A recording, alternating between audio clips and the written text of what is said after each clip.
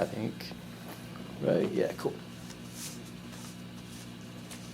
I'm trying to see if I can keep it more concise and stop talking so much. It's okay, we can always edit too. I feel like I'm just waking up. Let's see. Today I want to talk a little bit about some things you can do on one string, especially with the pentatonic scale. But a lot of times we think of scales in a block, and sometimes we tend to not think of them as much going this way on the guitar, up and down the neck. So I just want to demonstrate some ideas that you can, some cool things you can do lead guitar wise that happen on just one string of the guitar.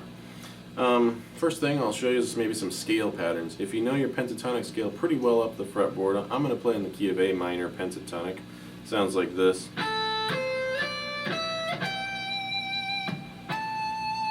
So I'm going to be using those notes A, C, D, E, G, and A. Scale patterns that you can play. Here's a pretty cool one that I like to do a lot. I'll go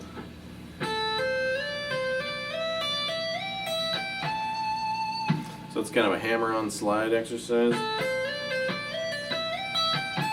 And of course you can reverse that and come back the other way by doing a pull-off and then slide.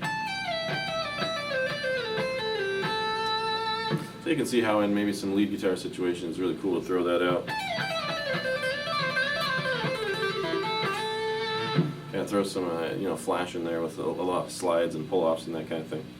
Another thing you can do on the one string scale is it's kind of fun if it works out for your chords to find a string where the open string actually works well with the chords that are happening at the time.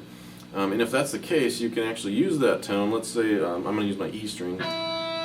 If that E note works well with a lot of the chords that are happening in the song, like if you're in the key of A minor, for example, and you had some changes that worked pretty well with that note, you can use that note as kind of a drone while you kind of hit here and there other tones on the scale. For example, I might go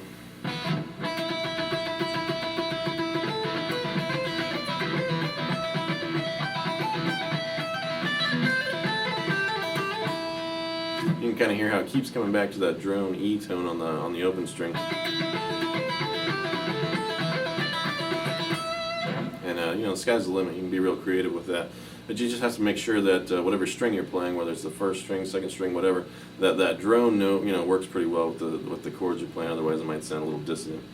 Another cool thing, one of the most obvious things maybe for playing on one string is doing some two-hand tapping. It's a really popular technique, very cool technique. In my opinion, one of those ways that you can sound really fast without doing a ton of work. It's actually a pretty easy technique once you get it down. But I'm just going to show you a little bit of two-hand tapping.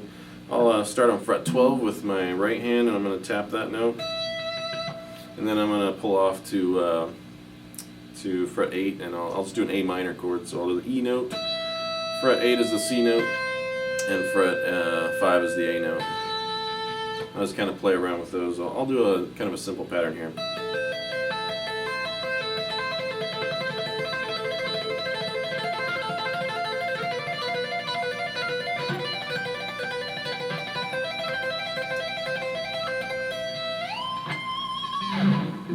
Yeah, and that was a little more than just the pentatonic scale there. I was kind of focusing more on arpeggios, but you get the idea. You can do some real cool tapping things with just one string. And last thing I want to talk about one string wise is trem picking, tremolo picking on a string and just kind of moving through the notes at kind of with that real fast picking going. It sounds real intense, kind of a cool effect. Something like this.